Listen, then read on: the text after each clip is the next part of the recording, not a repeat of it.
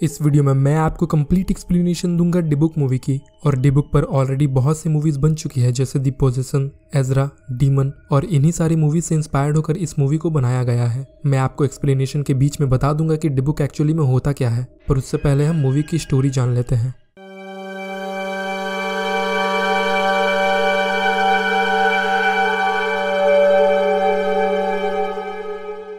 Movie की शुरुआत एक बहुत बड़े यहूदी राइटर मोशे बिन अशर के अंतिम संस्कार से होती है, जो कि मॉरिशस के जाने माने राइटर थे। उनके घर पर एक आदमी भी आया हुआ था जो कि एक एंटीक शॉप का ओनर था, क्योंकि मोशे बिन अशर के परिवार वाले उसे अपने घर के कुछ एंटीक चीज़ों को बेचना चाहते थे। वो आदमी घर की चीज़ों को देखने लगता है और तभी उसकी नज़र एक वुडन बॉक्स पर पड़ती है, तो उसे वो अपने शॉप में लेकर आ जाता है। थोड़ी देर बाद वहाँ मसूद भी आ जाता है, जो शॉप का नाइट वॉचर था। दूसरी तरफ मुंबई में सैम और माही अपने घर की कुछ इंपॉर्टेंट चीज़ों को पैकिंग करवा रहे थे, क्योंकि सैम जिस कंपनी जायके में काम करता था वो एक न्यूक्लियर वेस्ट डिस्पोजिंग कंपनी थी, और सैम उस कंपनी के न्यू प्रोजेक्ट के लिए वाइस प्रेसिडेंट चुना गया था, जो कि मॉरिशस में थी, इसलिए उन्हें मॉरिशस में सेटल होना था। यहाँ मसूद एंटिक चीज़ों को देख रहा होता है, तभी उसे वही बॉक्स वहाँ रखा हुआ दिखता है।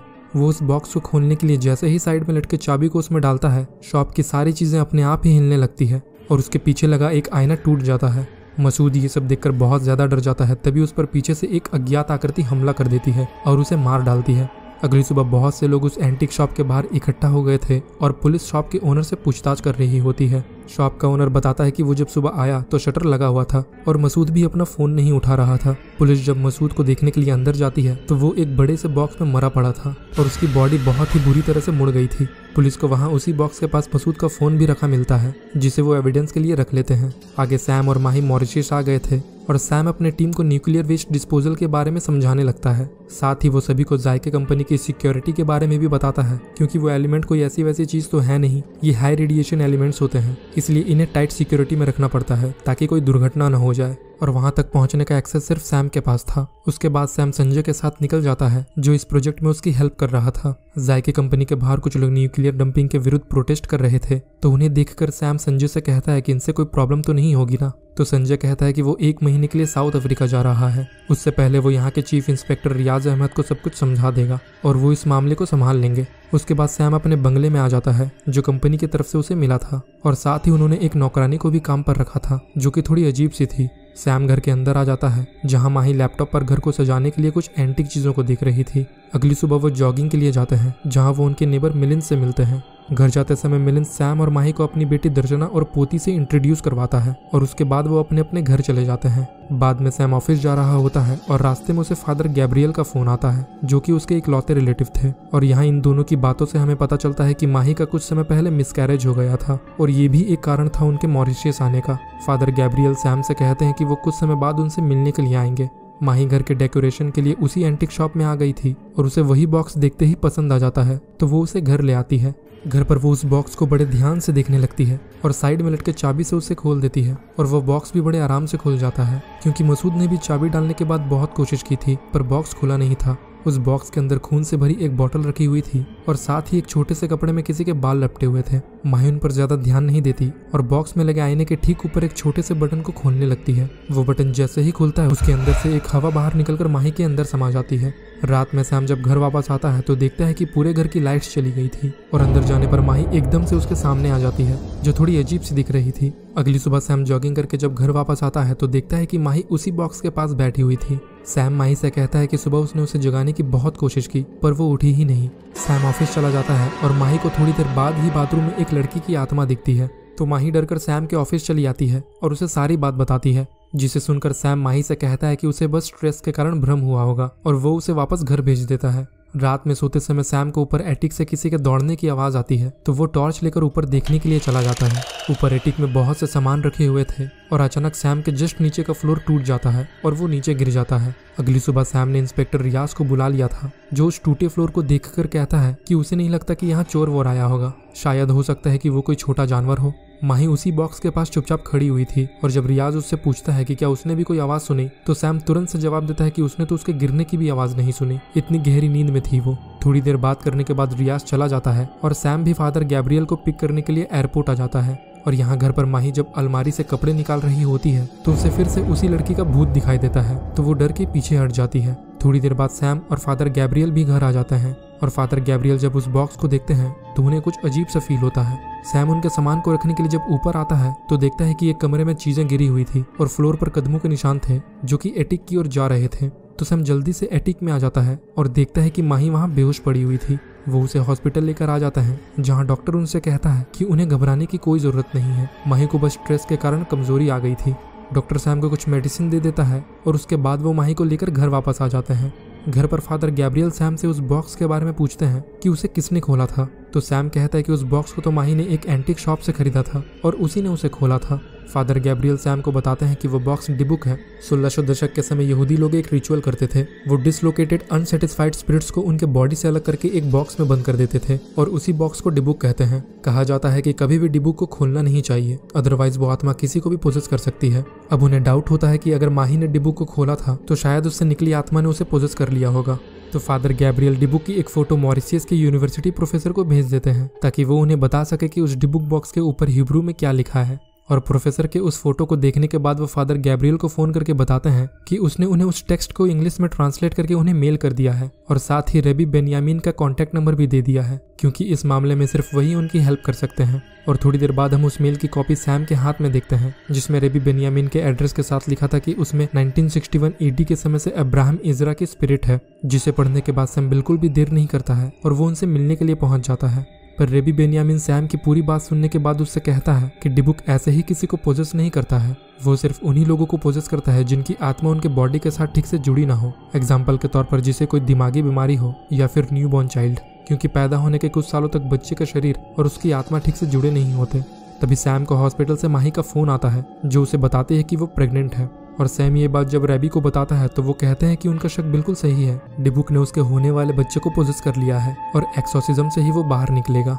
सैम उनकी ये बात फादर गैब्रियल को आकर बताता है और ये भी बताता है कि वो रैबी के पास अगले दिन भी गया था लेकिन उनकी डेथ हो गई थी। पर सैम को वहाँ रेबी का बेटा मार्कस मिलता है जो उससे कहता है कि वो स्पिरिट जब तक सब कुछ नष्ट नहीं कर देगी रुकेगी नहीं, और वो स्पिरिट अब उसके बच्चे के थ्रू माही को भी कंट्रोल कर रहा है। मार्कस कहता है कि उसे एक्सोर्सिज्म के लिए कुछ बड़े यहूदियों से बात करनी होगी। तब तक के लिए वो सैम को एक लॉकेट देकर कहता है कि ये उसे प्रोटेक्ट करेगा और वो घर के सारे आईनों को भी ढक दे क्योंकि आत्मा उन्हीं जगहों पर सबसे ज्यादा एक्टिव होती है जहां उनके रिफ्लेक्शन बनते हैं। और मार्कस के कहे अनुसार सैम घर आकर उस लॉकेट को टांग देता है और सारे आईनों को भी ढक देता है। कुछ दिन ऐसे ही बीत जाते हैं और एक सुबह गार्डन में सैम और माही को दर्शना मिलती है जो अपने कुत्ते को टहला रही थी। वो कुत्ता अचानक से माही की ओर देखकर भौंकने लगता है और माही भी डर के सैम के पीछे छिप जाती है। पर सैम को इसका कारण पता होता है तो वो माही को लेकर वहां से चला जाता है। उसी दिन आधी रात में सैम की नींद खुल जाती है तो वो देखता है कि माही उसके बगल में नहीं थी, तो वो उसे पूरे घर में ढूंढता है पर माही कहीं नहीं मिलती। सैम बहुत ज्यादा घबरा जाता है और माही को देखने के लिए बाहर आ जाता है। वो जैसे ही अपने घर से थोड़ी दूर आता है तो देखता है कि माही एक दीवार के ऊपर चल रही होती है और उसके एक हाथ में वो लॉकेट होता है और दूसरे हाथ में उस कुत्ते का सर। माही सैम के देखते ही वहां से नीचे कूद पड़ती है और भागने लगती है। सैम भी उसके पीछे पीछे जाता है और माही दौड़कर सड़क तक आ जाती है जहां अचानक से मार्कस भी आ गया था। मार्कस हिब्रू में उससे पूछता है कि वो कौन है, तो वो स्पिरिट जवाब देती है कि वो अब्राहम इजरा है। और जैसे ही मार्कस माही के फोरहेड पर अपनी उंगली रखता है तो वो बेहोश हो जाती है। वो उसे वापस घर ले आते हैं और उन्होंने डॉक्टर को भी बुला लिया था जो माही को चेक करने के बाद कहता है कि प्रेगनेंसी के समय में माही को एक फीमेल सपोर्ट की बहुत जरूरत है। तो सैम कहता है कि माही ने अपनी माँ को फोन कर दिया है और वो परसों ही आ रही है। दूसरे कमरे में मार्कस चेयर पर बैठा हुआ था, तभी सैम वहां आता है तो मार्कस उससे कहता है कि कल उसे अब्राहम इजरा के बारे में पता लगाना होगा जिसकी शुरुआत वो उस एंटिक शॉप से करेगा। सैम ये सुनकर कहता है कि वो शॉप तो उसके ऑफिस के ठीक पास में ही है। तो अगले दिन वो जब जा रहे होते हैं तो रास्ते में उन्हें मिलिंद और दर्शना पुलिस को अपने कुत्ते की रिपोर्ट देते हुए दिखते हैं। वो उन्हें इग्नोर कर देते हैं और आगे बढ़ने लगते हैं। पर इंस्पेक्टर रियाज को वहां माही की एक पायल मिल जाती है। मार्कस कंपनी पहुंचकर सैम को वहां ड्रॉप कर देता है और उस एंटीक शॉप में आ जाता है जहां वो आदमी कहता है कि उसे उस बॉक्स के बारे में कुछ भी नहीं पता है, उसने तो बस उसे एंटीक समझकर खरीदा था। तो मार्कस बस उससे मोशे बिन अशर का एड्रेस लेकर वहां पहुंच जाता है। और जैसे ही मार्कस घर का ताला तोड़कर अंदर आता है तभी वहां का चौकीदार आ जाता है और कहता है कि यहाँ किसी को भी आना अलाउड नहीं है। तो मार्कस अपनी जेब से एक नोट निकालकर उसे दे देता है और वो चौकीदार चला जाता है। मार्कस वहां ढेर सारी बुक्स में से उस डिबुक से रिलेटेड एक किताब को ढूंढ रहा होता है, तभी उसे बाहर वाले कमरे से उस चौकीदार के चिल्लाने की आवाज आती है और जब मार्कस देखता है तो दीवार पर अब्राहम इजरा का भूत उसे बुरी तरह से पीट पीट कर मार रहा था। अब्राहम इजरा मार्कस पर भी हमला करने के लिए आगे बढ़ने लगता है, पर मार्कस उसे अपनी लॉकेट दिखाकर वहां से दूर कर देता है। मार्कस को लगता है कि उसके लिए यहाँ रुकना सेफ नहीं है, इसलिए वो जाने लगता है। तभी उसे एक कमरे में एक बुक रखी दिखती है, तो वो उसे बाहर ले आता है और पढ़ने लगता है, जो कि 1961 महाबोरो गांव के एक यहूदी लड़के अब्राहम इजरा के बारे में थी, जो एक क्रिश्चियन लड़की नोरा से प्यार करता था। और अब्राहम इजरा के पिता याकूब इजरा का मॉरिशस में बहुत बड़ा बिजनेस था। याकूब इजरा मॉरिशस के यहूदियों की पहली पीढ़ियों में से एक था, जो फ्रांस से यहाँ मॉरिशस में सेकेंड वर्ल्ड वॉर के समय में आए थे। कबाला, जो 1600 सेंचुरी के समय का यहूदियों द्वारा किया जाने वाला ब्लैक मैजिक था, याकूब इजरा ने उसमें महारत हासिल कर ली थी और वो अपनी सक्सेस का पूरा क्रेडिट इसी को मानता था। पर अब्राहम को इन सब में बिल्कुल भी इंटरेस्ट नहीं था। वो तो बस नोरा से शादी करना चाहता था और एक नॉर्मल लाइफ जीना चाहता था। पर एक दिन याकूब को अब्राहम और नोरा के बारे में पता चल जाता है और वो उसे रॉड्रिगस आइलैंड के घर में ही बंद कर देता है। और इस तरफ नोरा भी प्रेग्नेंट हो चुकी थी, लेकिन उसने कभी भी अपने माता पिता को अब्राहम के बारे में नहीं बताया। और एक दिन अब्राहम एक चिट्ठी अपने नौकर के हाथों नोरा तक पहुंचा देता है, जिसमें वो लिखता है कि वो दोनों कभी भी एक नहीं हो सकते, तो हो सके तो वो उसे भूल जाए और उसे माफ कर दे। जिसे पढ़ने के बाद नोरा आत्महत्या कर लेती है और बाद में उसके पिता को भी उसके कमरे में वो चिट्ठी मिल जाती है, जिससे उन्हें नोरा की मौत का कारण पता चलता है। तो पूरा गाँव इजरा के आने का वेट करते हैं। और एक दिन जैसे ही याकूब अब्राहम के साथ आता है, पूरा गाँव उन्हें पीटने लगता है और वो अब्राहम को तो मार मार कर अधमरा कर देते हैं। बाद में जब याकूब उसे डॉक्टर के पास लेकर आता है, तो डॉक्टर बताते हैं कि अब्राहम की चोट बहुत गहरे हैं, वो बच तो जाएगा पर कभी भी एक नॉर्मल लाइफ नहीं जी पाएगा। याकूब अपने बेटे को ऐसी हालत में नहीं देख सकता था और वो पूरे गांव वालों से भी बदला लेना चाहता था।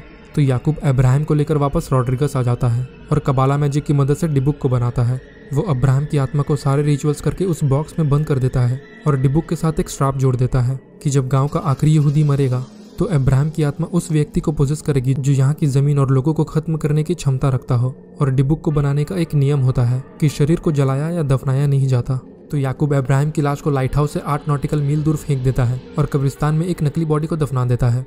मार्कस पूरी बुक पढ़ने के बाद सारी बातें फादर गैब्रियल को बताता है, जिससे कि उन्हें पता चलता है कि जो लड़की माही को बार बार दिख रही है वो नोरा की आत्मा है। वह अब्राहम को रोकने की कोशिश कर रही है। और इस तरफ माही की मां मॉरिशस आ गई थी उसके देखभाल के लिए। तभी सैम को संजय का फोन आता है और वो भी साउथ अफ्रीका से वापस आ गया था। संजय सैम से 2 दिन बाद होने वाले कंसाइनमेंट के बारे में पूछता है, जिसमें वो न्यूक्लियर वेस्ट को डिस्पोजल वगैरह करने वाले थे। तो सैम कहता है कि पूरी तैयारी हो गई है और वो सब कुछ संभाल लेगा। और अगले दिन इंस्पेक्टर रियाज उनके घर पर आता है, तो वो नौकरानी दरवाजा खोलते हुए कहती है कि सैम तो ऑफिस चला गया है और माही भी चेकअप के लिए हॉस्पिटल गई हुई है।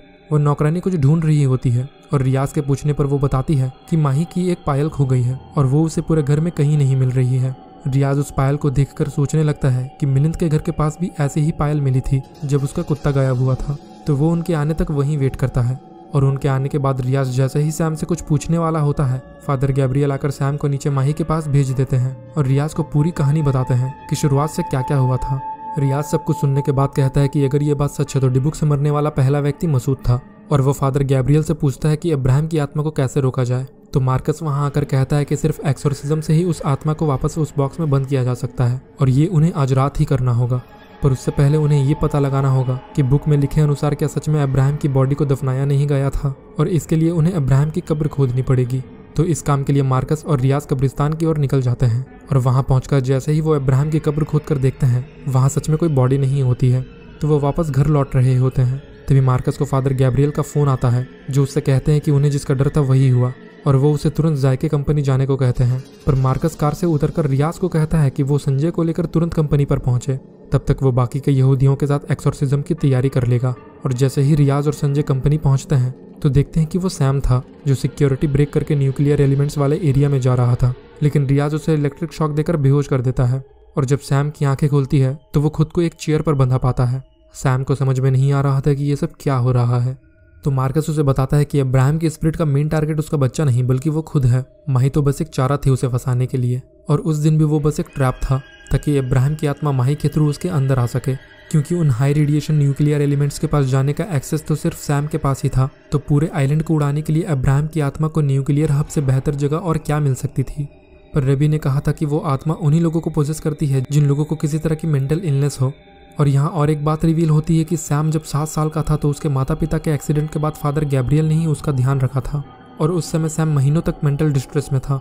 और यही कारण है कि जब माही के साथ वो घटनाएं हो रही थी तो सैम का मेंटल स्ट्रेस भी वापस आ गया, और इसीलिए अब्राहम की आत्मा सैम के ऊपर हावी हो पाई आगे मार्कस सभी को बाहर जाने के लिए कहता है और बाकी के यहूदियों को अंदर बुला लेता है, जो एक्सोर्सिज्म करना शुरू कर देते हैं।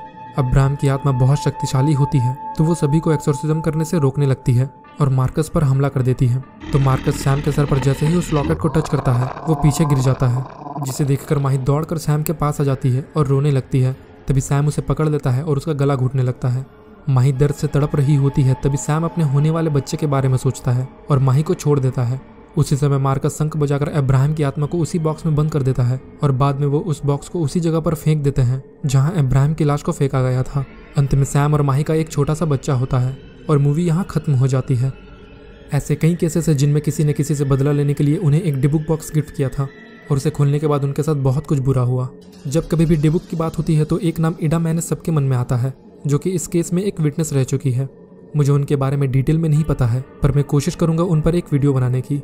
तब तक के लिए उम्मीद करता हूँ कि आपको ये वीडियो पसंद आई होगी। मैं हर सैटरडे रात 10 बजे ऐसे ही वीडियोस लाता रहूँगा।